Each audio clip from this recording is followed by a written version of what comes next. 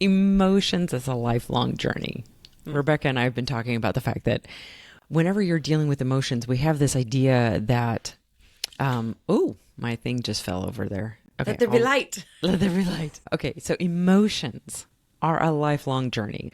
We have this idea that you're going to go deal with some emotions and stuff and that you're never going to deal with them again. And I don't know why we have that idea, but we do. Well, I have some speculations on it. Just like when you look at our education, things like you go in this order, but then how much of your life is just going in this nice little order? Most of it isn't. Most of it Most is of not life is happening not that way. linear. It's not happening that way. And we end up with this idea that if you just eat one meal in terms of emotions, you just deal with your emotions one time, you're going to be done. Right. And you're not. So whether you are starting the journey, we want to help dissuade you from these ideas of, I'm just going to do this thing and I'm never going to have to deal with it again. Yeah. Or if you're the person who is on the journey and you've been working on this for a long time and you find yourself dealing with things and feeling the irritation around dealing with them again. Rebecca and I know that one well. We will just want to remind you that it literally is a journey and you keep going through it. So Rebecca, you were specifically sharing some things with me about your own journey and things that you've been processing and dealing with. Can you just share some more about that and take this idea of we're not just one and done. It's an ongoing journey. It's an ongoing experience. Yeah. I'm thinking about a couple of different things you said. One, we want to dissuade you from this idea. And I was like, yeah, to some degree it's that. I also think it's a reframe.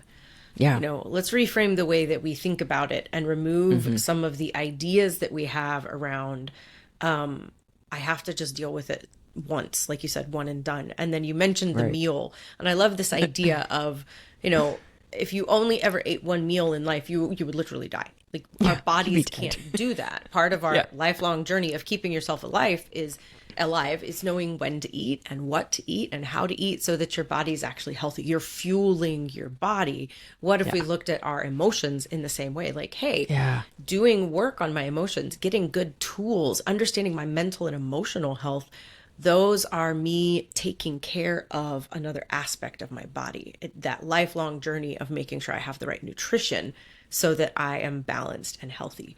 And what you and I had been talking about was I recently, and I know I've talked about it some on some of the other mini casts, I've just been dealing with a lot of discouragement, maybe even disillusionment of arriving in my 40s with all of these expectations about what it would look like. Yeah. And literally just this week, I was processing it again.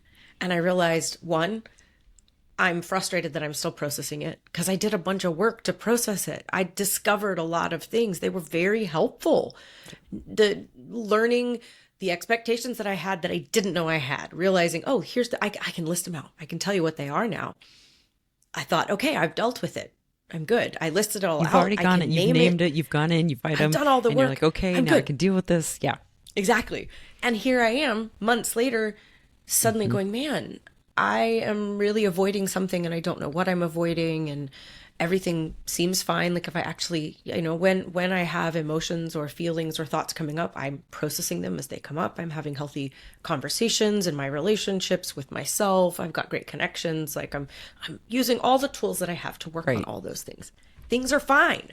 Yeah. And yet there's something there that apparently I don't want to deal with because I'm avoiding it. And I feel nothing.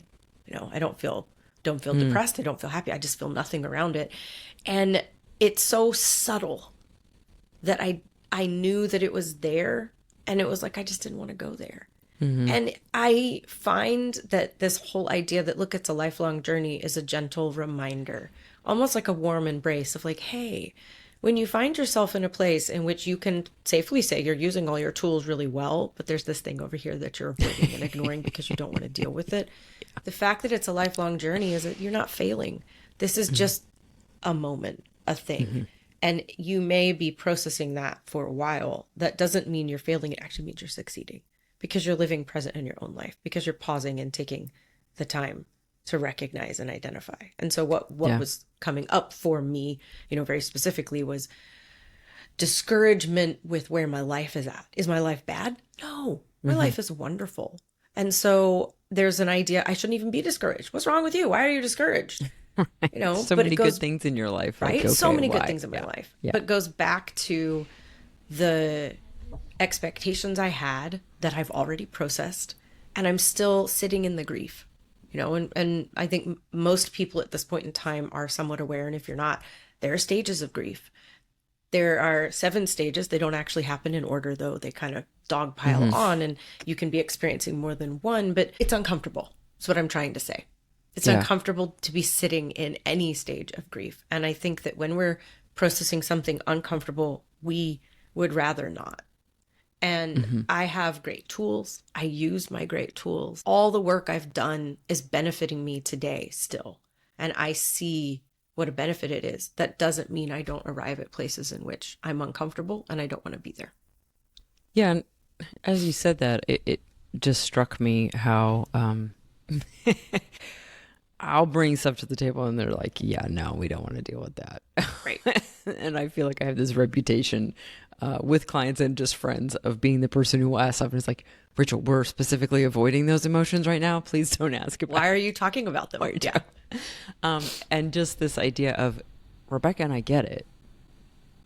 We both have those moments of we don't want to deal with it. We don't want to look any closer. We don't want to examine that any more than we already have. We're just like you said, that awareness of, hey, there's this thing here. And part of me is like numbing it so that I don't have to really deal with it. I don't have to really think about it. So we're just it's kind of like my system is suppressing it right now. But coming back to those tools and using them and then allowing yourself the permission. You had to get to a certain spot where you were like, I'm going to take a deep breath and I'm going to allow myself to gently take a look at this thing. Yeah. Even though I don't want to. Like, we understand that it's not always comfortable to look at the emotions. We understand that there's all these reasons why parts of us don't want to look at the emotions and look at what's going on.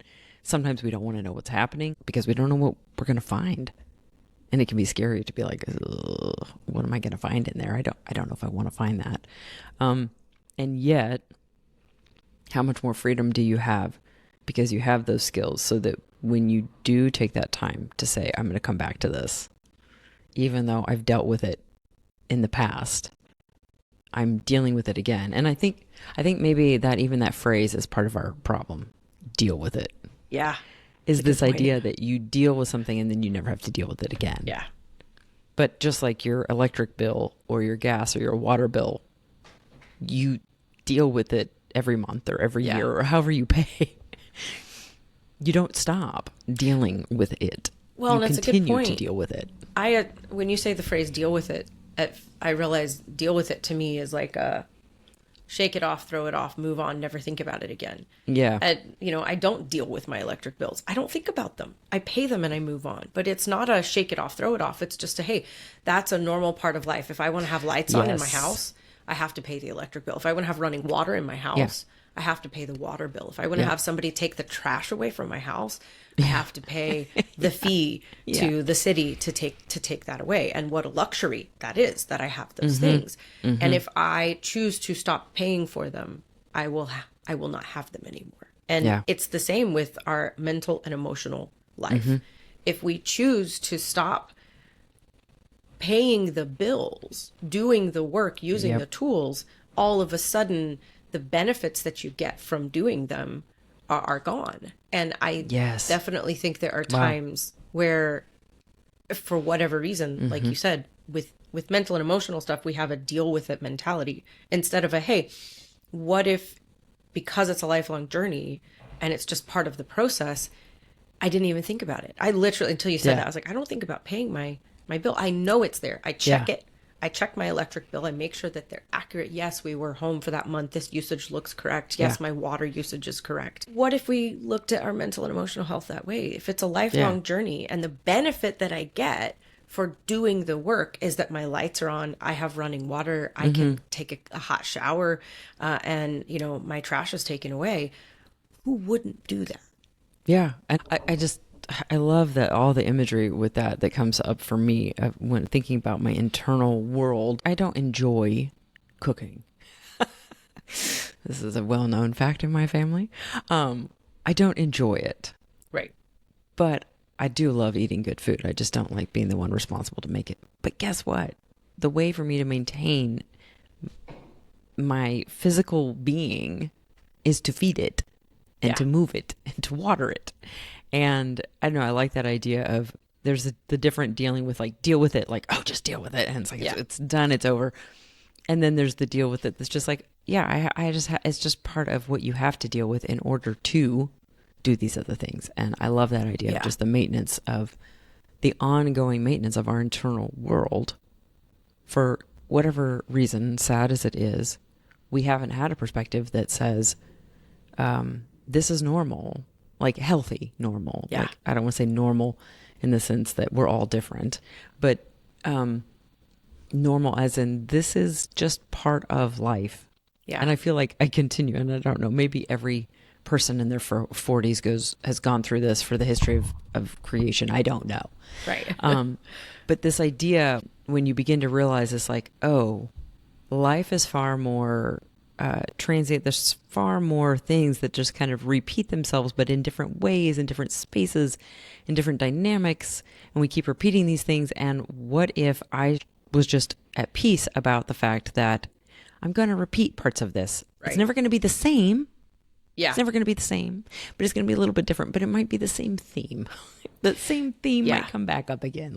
And I think that's a nice thing to remind ourselves of. We often come back to the same things with the same themes. Mm-hmm. That doesn't mean that you didn't get healing or understanding or closure even from it before. But healing goes in layers. I immediately think of Shrek. It's like an onion. It's like a parfait. Everybody loves parfait. We're all ogres. Layers. It's all about layers. And if healing goes in layers, the amazing thing is when you come back to a subject and a theme, it's because you're ready. It's because you're ready for more healing. It's because you're ready to go deeper. It's because there is another layer of wholeness to be had from revisiting that thing. And I mean, I'm literally reminding myself as I say this, because I think I need to hear it, because my frustration right now is so deep, feeling like I'm stuck in this place of, oh, but I dealt with that. I already visited that. I listed it out. I understand my discouragement. I understand the unmet expectations. I do have a good life. I'm okay. Why do I have to feel this way again? Yeah. And it, like, as I was saying, it was like, what a nice reminder for me. Hey, if this is still a subject, a topic in your life, it's because there's more healing to be had. There's more wholeness to be had. There is more there for you to unpack so that you can ultimately have that acceptance, that healing where you don't just move on numbing out. You move on peacefully.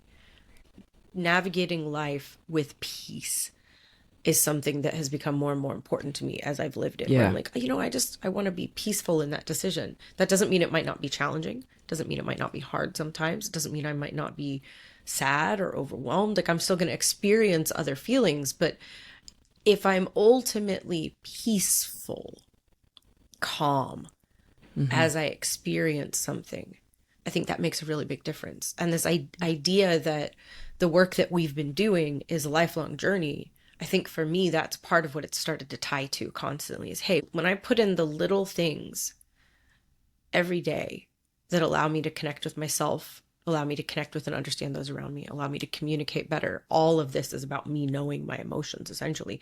When I'm doing that work, I am more peaceful. When I have an anxiety episode, it is not as big.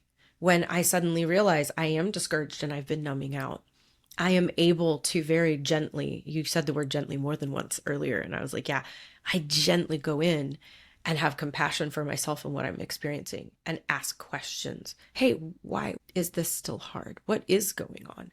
And I think some of the pressure of this is a lifelong journey, some of the pressure is removed with that. If this is a lifelong journey, I don't need to be stressed that I'm revisiting this feeling, this question, this concern, this disappointment. It's okay to revisit it and process it and gently move forward. And again, for me, peacefully move forward. I think it is a big part of the goal for me personally in doing the work. Yeah. There were a bunch of thoughts I had when you were sharing that. There's a lot there. So I'll see if I can remember a few of the quick comments that I had. I agree with the peaceful. And I think one of the things many of us struggle with is we're actually disconnected from ourselves. Yeah. And I feel like I talk about alignment a lot. I know I do, like in my random conversations. You need to be aligned with yourself. And when you know yourself, you can tap into that peace in a way that you can't if you don't do it. Like, I literally do not think I know a single person who is peaceful, who's not connected with themselves, who's not doing work on themselves in some capacity. The people who I know like might pretend to be peaceful, but they're not actually peaceful. And it's a pseudo peaceful, just like they talk about toxic positivity. It's not positive at all. It's pretending to be positive, but actually not being positive. Right. And it made me think about just to be peaceful, you have to know yourself and you have to deal with the things.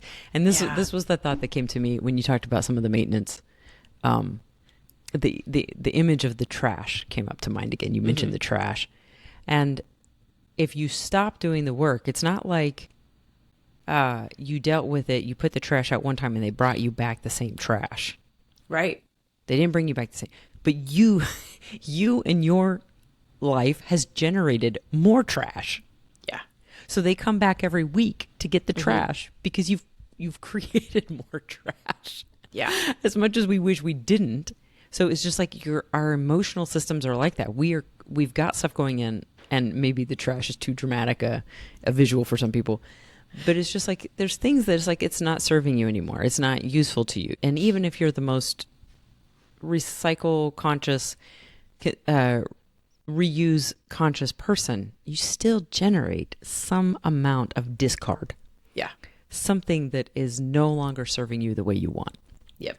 And working with the emotions and coming back in, and just like you said, Rebecca, when you were sharing with me about like realizing like I kind of was numbing this stuff, but then I realized I need to deal with it, and I finally did let myself take the pause and go deal with it. It brought you something. Yeah. Like, all right, I've been ignoring that trash can for a little bit, and it's not bad, it's not horrible, but it needs to be taken out.